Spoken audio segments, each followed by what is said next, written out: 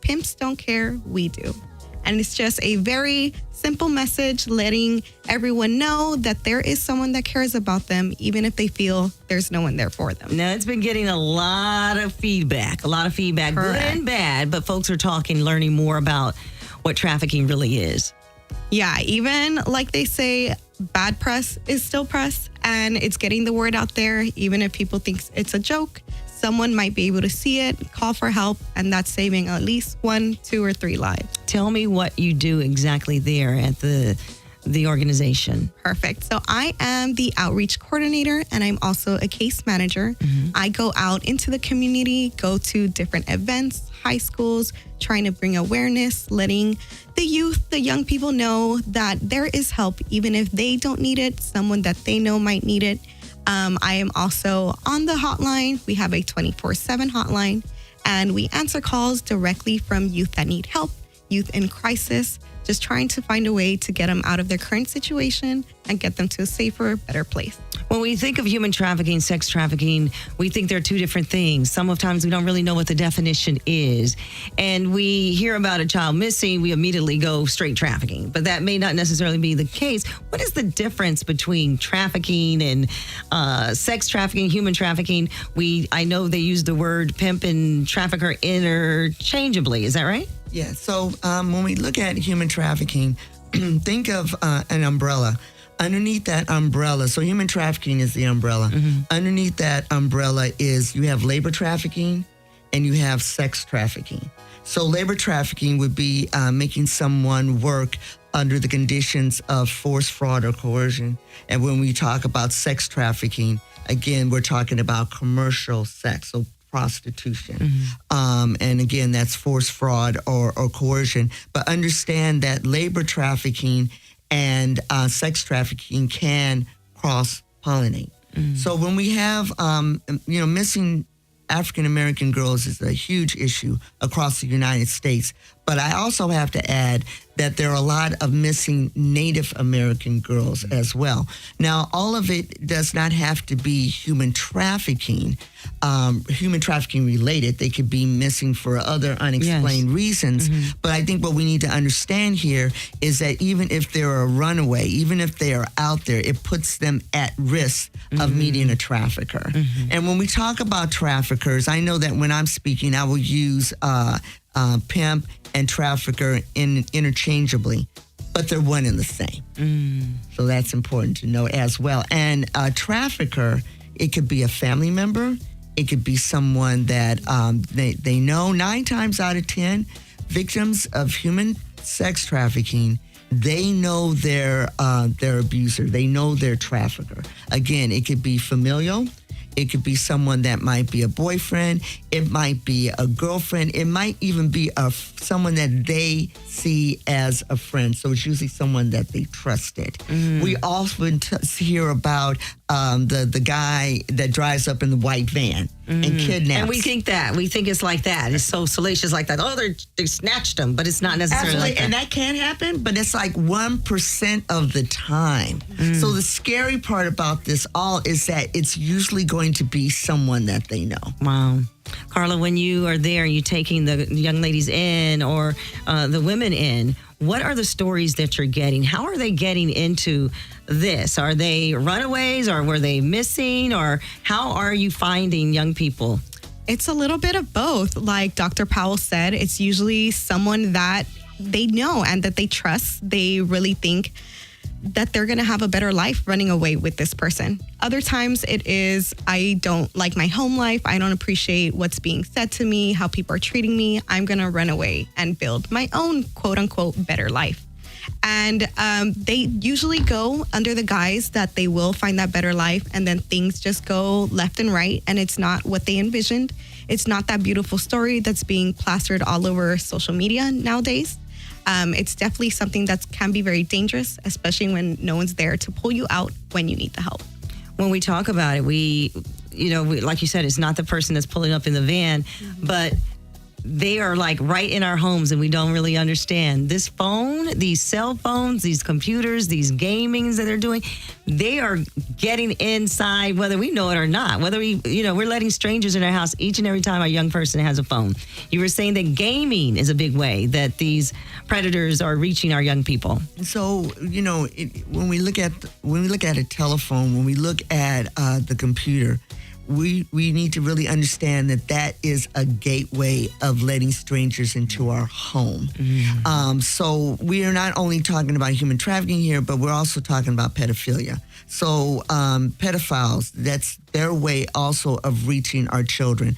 We know that with the gaming systems that the kids talk to who they think might be, and in some cases could be other kids while they're playing these games.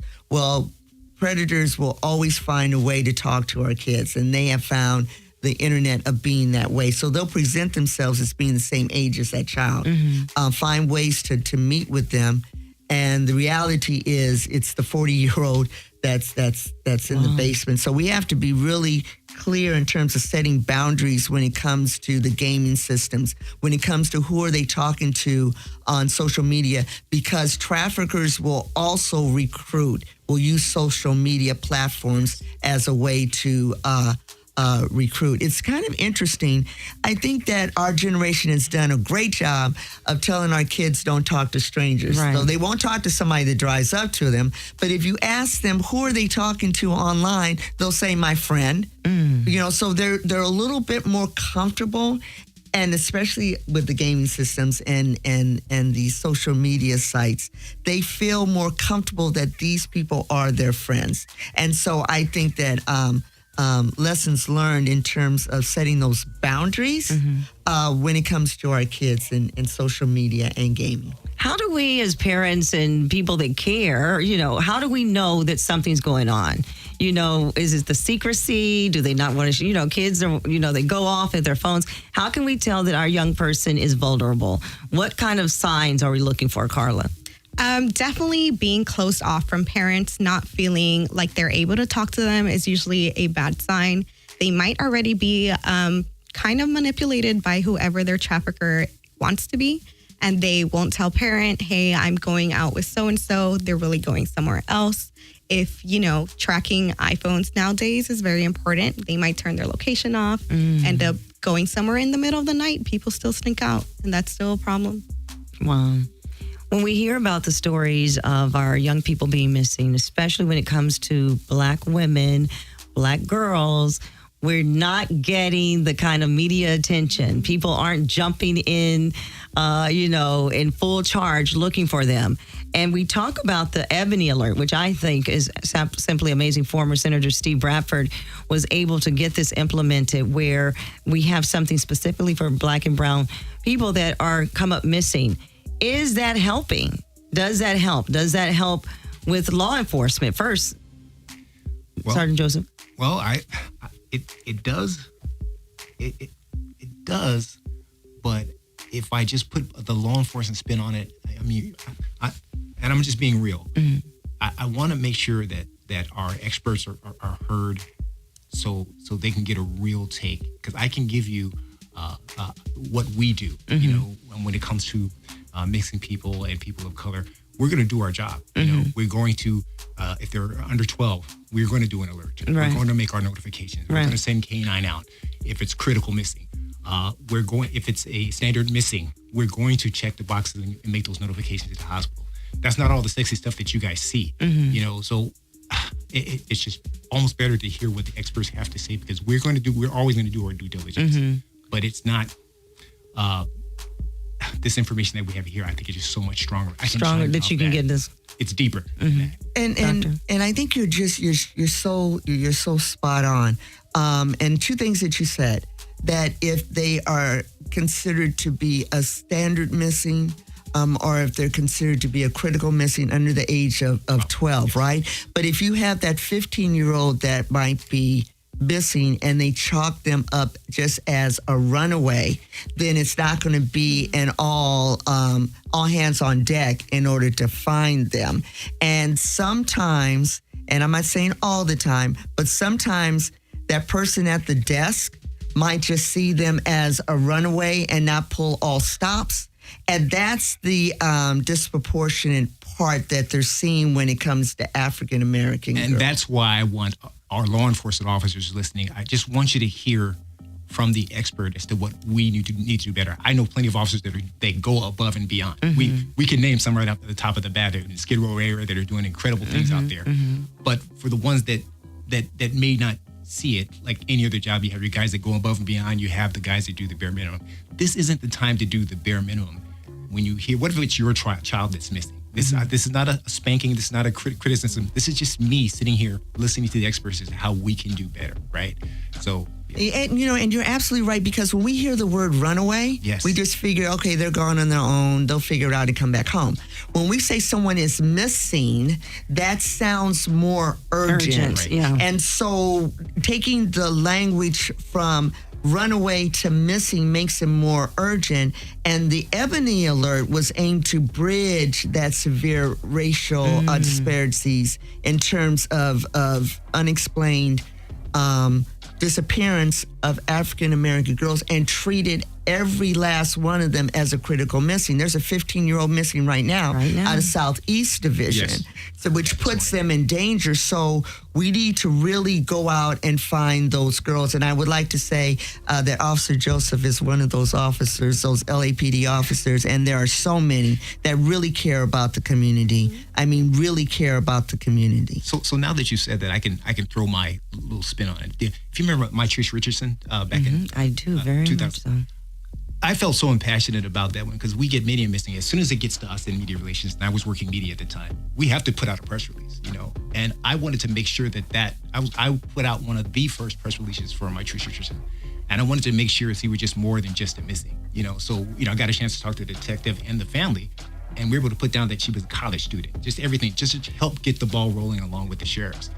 But it takes a person that values their own community and values that badge they serve to really make that happen. I want to challenge officers to continue to do that. When you write that press release, how important is it that certain wording is there to get the attention?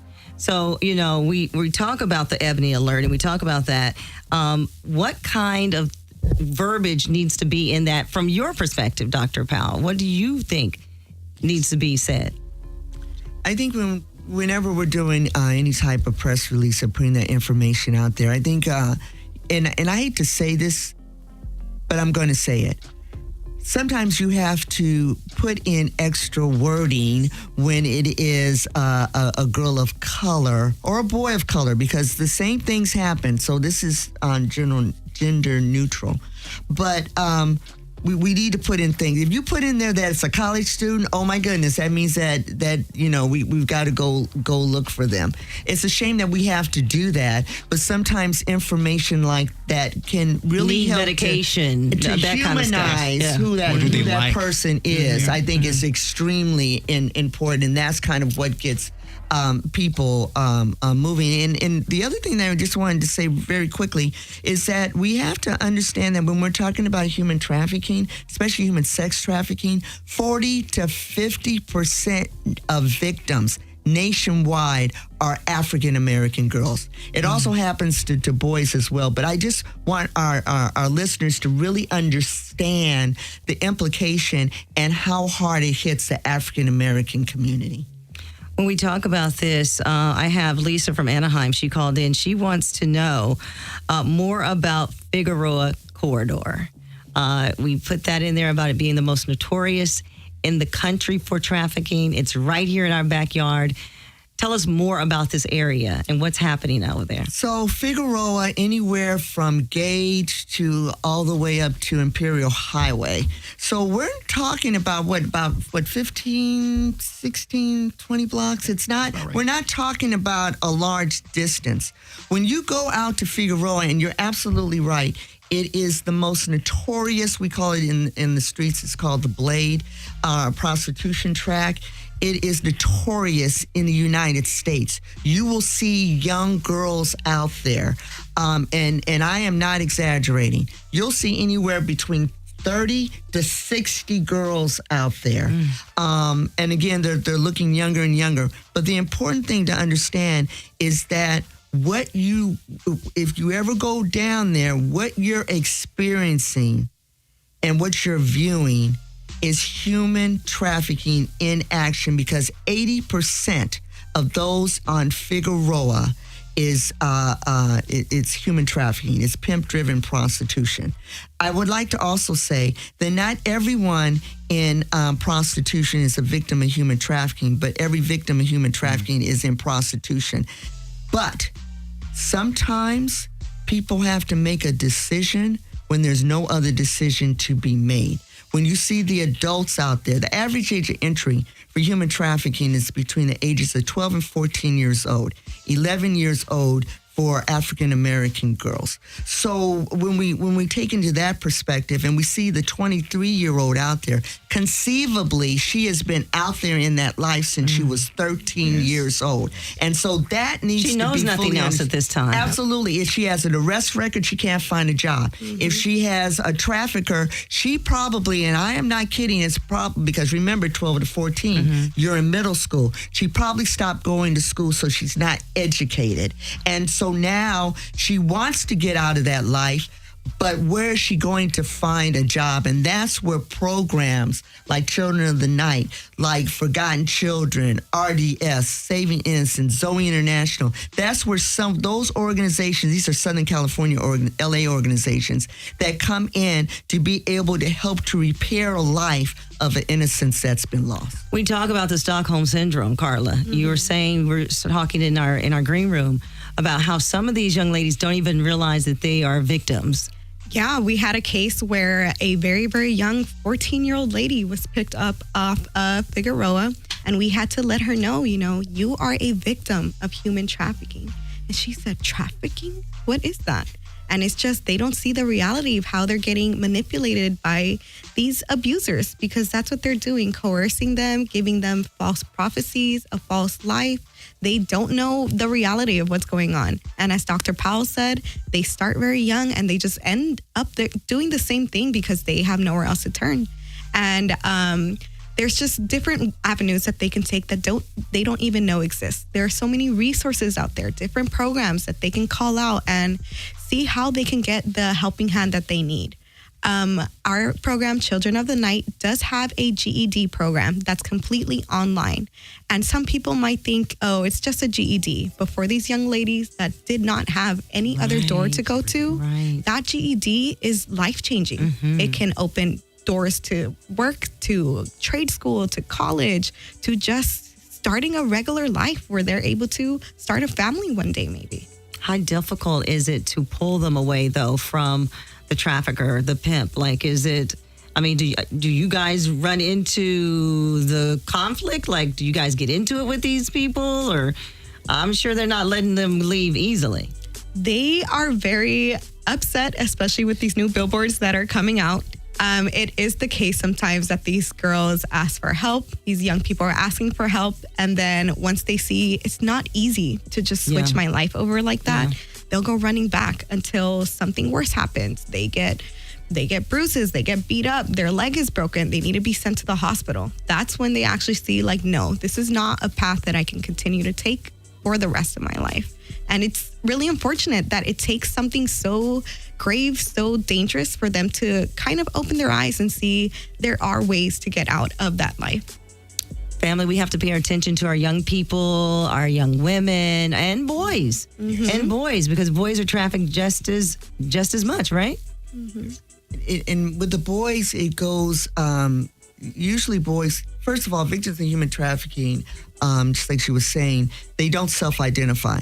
So with boys, it's even worse. So we don't know the true statistics of boys because they don't tell, for the fear of not being believed, for the fear of them being seen as either weak. And so therefore, because of the ideas that society has on our men and boys, they don't tell. So we know they're there. We know they're there. It's just that they don't tell because they're afraid of that image that they're going to present. So, or even for law enforcement and nonprofits to might possibly not believe them. However, I think things are shifting. Law enforcement and I can say for LA law enforcement and LA County, law enforcement agencies have gotten a lot of training on human trafficking, so they're starting to see it in a different light, and that's good. We're going to take a break here, family. When we come back, we're going to talk about AB 379. It's a policy that's going to make it stricter and hopefully help aid these young people that need us most, of those that are most vulnerable. We'll be back. It's a Day Lamar Radio Free, 102.3 KJLH.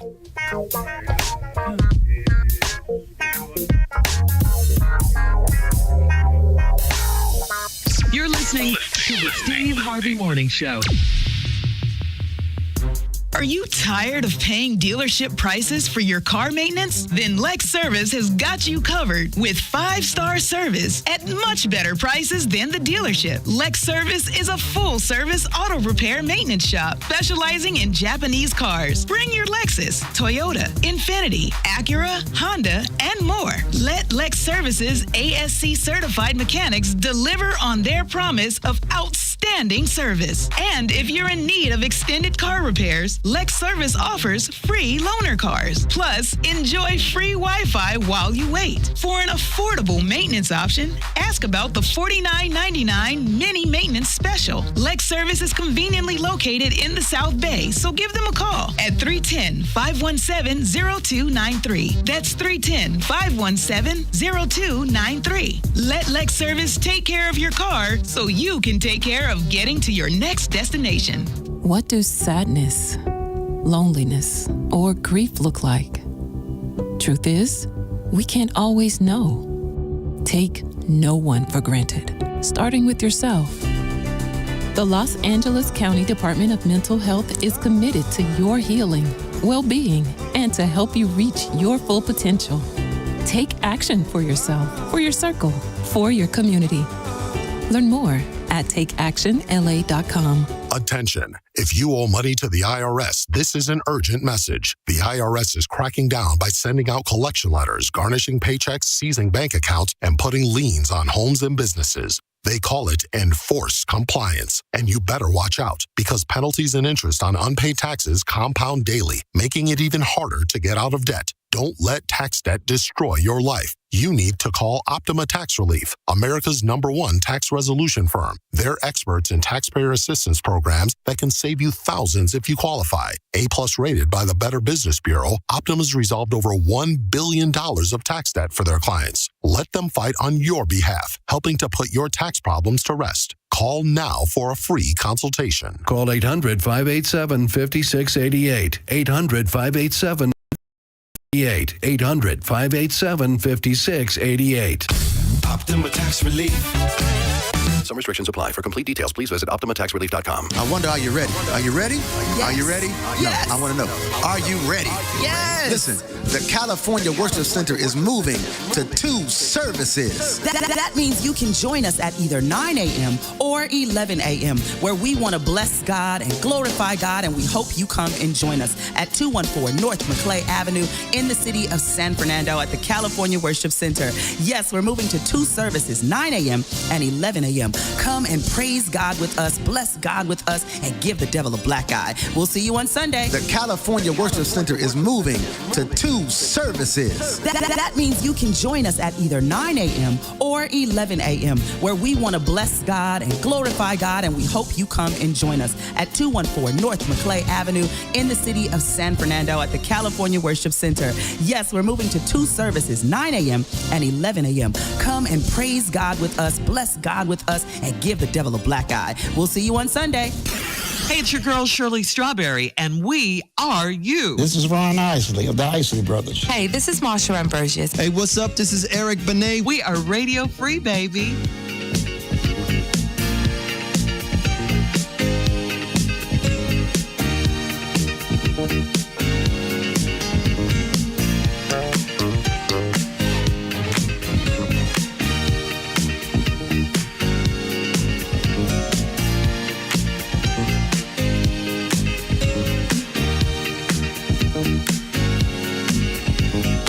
We are family.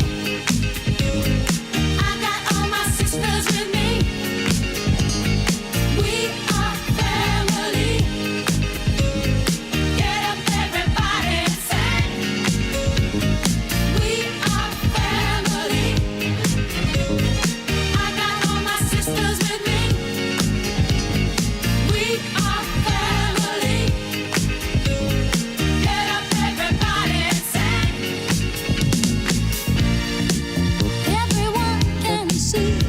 together as we walk on by.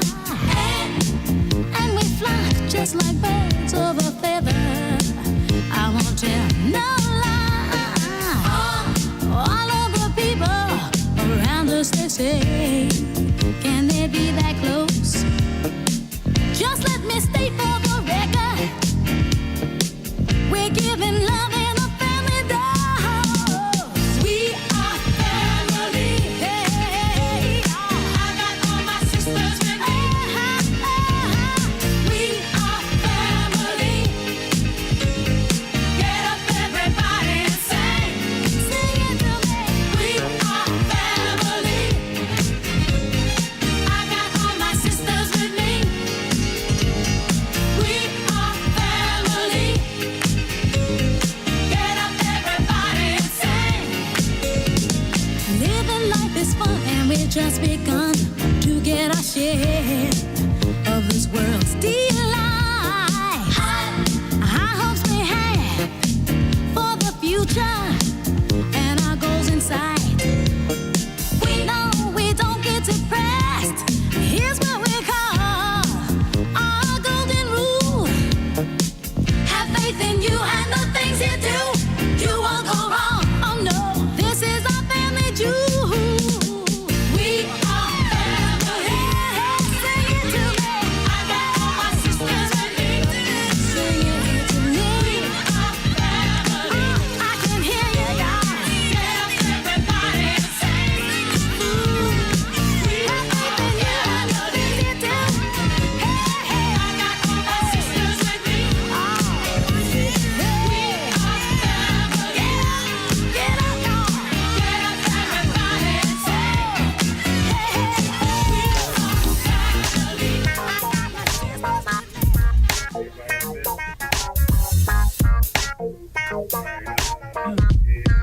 Come on with it, Adai. Thank you so much, Shirley. We're talking today about our missing children, women and children, trafficking.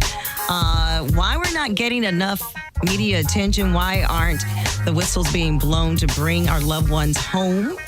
We're not saying that every missing child is a victim of trafficking, but it does increase their chances the longer that they're out in the streets or missing. The numbers are staggering when it comes to African Americans. We're always, it seems like, on the worst end of that, Dr. Powell. We're always talking about, we're always getting the worst part of that. So we're trying to educate, and then prevention is big. I had a call just now from Wendy. She was quite upset. She understands about Figueroa. She understands the young ladies that are there. She wants to know, then why don't you do something to arrest them, to stop them from doing that? Because kids are going to school, and sometimes they become the solicitors. The victims themselves become solicitors into bringing other young people in. She wants to know, what can you do? Why can't you arrest them or the traffickers or pimps that are out there? Well, that is the frustration of many law enforcement who want to do their jobs. There are certain Senate bills that actually have tied our hands. Now, outside of a detailed long-term investigative task force that's looking for stuff like this, it's very hard for officers to just enforce, and we just want this block clean. We can't do that. So it's very hard, and it's very frustrating for the law enforcement that want to do that kind of work, but sometimes it's almost hands off. Wow. If there's no crime, we have to back off. Dr. Powell, we were talking about the policy. We were talking about one bill, but you were saying another one where it makes it actually legal to be out there. What are you saying with this? So I want to say to Wendy, and I also want to say to any of our local politicians that are listening, please listen. We just fought a bill that just got signed in January of 2023, and that bill was SB 357. And what 357 did was made it legal to loiter for the purposes of prostitution in the state of California. So what you're seeing is legal. So not only can those that are the prostituted can loiter for the purposes of prostitution, but sex buyers can also loiter for the purposes of prostitution. Absolutely. So when you see all of those cars on FIG, that's now legal. We fought the heck out of that thing and were unable to do it, and it was signed into law January 2023. So what is happening right now is they're trying to kind of rectify that a little bit, And what's interesting, all the things that we told them that was going to happen as a result has happened. That's why Figueroa has exploded. It has exploded in the Blades in Oakland, San Francisco. It just started to explode because on the street, they thought prostitution was legal. I mean, yeah, prostitution was legal. Prostitution is still illegal, but loitering is legal. So law enforcement cannot do anything. That's when they drive by and you see they're not doing anything. They don't have probable cause to stop because they took it away when they brought in SB 357. So now we have AB 79. AB 79 is trying to make it where soliciting a minor for sex is a felony. Now, keep in mind that SB 1414 said under 15, if you solicit someone for sex, it could be considered what we call a wobbler, a felony or a misdemeanor. They stopped it at 15. We argued and said it needs to include the 16, 17-year-olds. So AB 379 is going to include the 16 and 17-year-olds. I urge everyone, what's going to stop this thing is we got to go after the sex buyers. We have to back legislation that does that. We need to really hold our politicians accountable because it's so very important. The public and the constituents don't need it. What they're saying is that our children are not for sale. And so when we look at decriminalization and full decriminalization of prostitution, we need to let our politicians know we do not want full decriminalization of prostitution. We do not want that in our areas. And so we need to let them know that. We need to speak up. Partnerships, important, Carla, you said, especially with LAPD. Correct. So we know all of this is going down. We know the numbers are really high, very staggering statistics. And it's really important for LAPD and other nonprofit organizations that might be listening to work together to try to put all hands on deck to save these young women. Children of the Night has very, very strong relationships with South Bureau, 77th Station, the Vice units there. We have gone in, helped rescue these young ladies, but we want to expand to other areas, Central Bureau, West Bureau, because it doesn't just happen here. We know the Pomona track is really it's hot right now. The San Fernando track is also kind of a situation. So it's not just Figueroa, although that's the one that's known almost across the world. Give us your number. How can we keep all this? Family, I want you writing these numbers down, this information down. Give us your number, how we can get this to someone. If not for you, if someone you know, a cousin, sister, just someone, if they don't need it today, they might need it tomorrow. Our number is 1-800-551-1300. At extension 0 connects you directly with us. And this is a 24/7 hotline. If it's the middle of the night, 3 a.m., anytime a young person needs help, we'll try to save them, rescue them, put them in a much better situation than they're in. 800-551-1300. Write that down, 800-551-1300. It was so important that I do this show because I really wanted our family educated, because the more education we can get, we feel more empowered. But I know you got a lot of information from us, so you may not have been able to all write it down. But Dr. Powell, you have a book. Please share with us how we can get this so we can keep this in our homes, take it to our churches, share with others. Yes, absolutely. So my book is entitled My Choice, My Body, My Rules.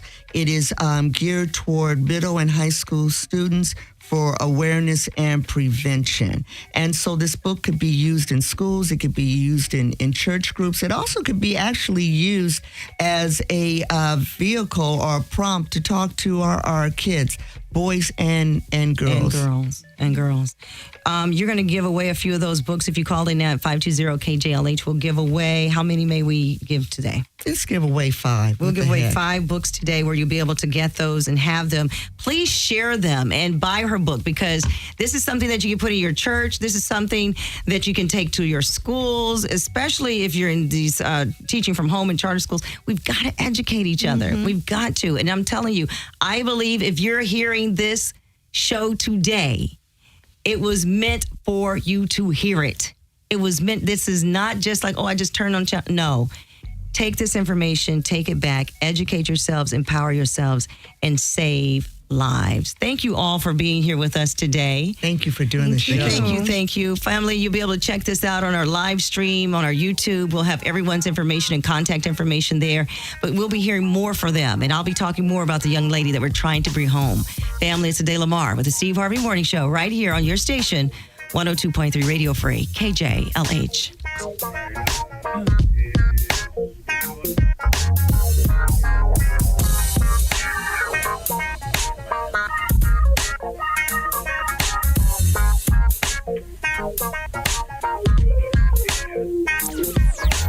Turn your volume up if you with me, please.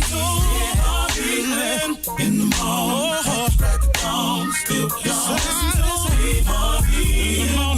For all Steve Harvey contests, no purchase necessary, void where prohibited. Participants must be legal U.S. residents at least 18 years old, unless otherwise stated. For complete contest rules, visit steveharvey.com. You're listening to the Steve Harvey Morning Show.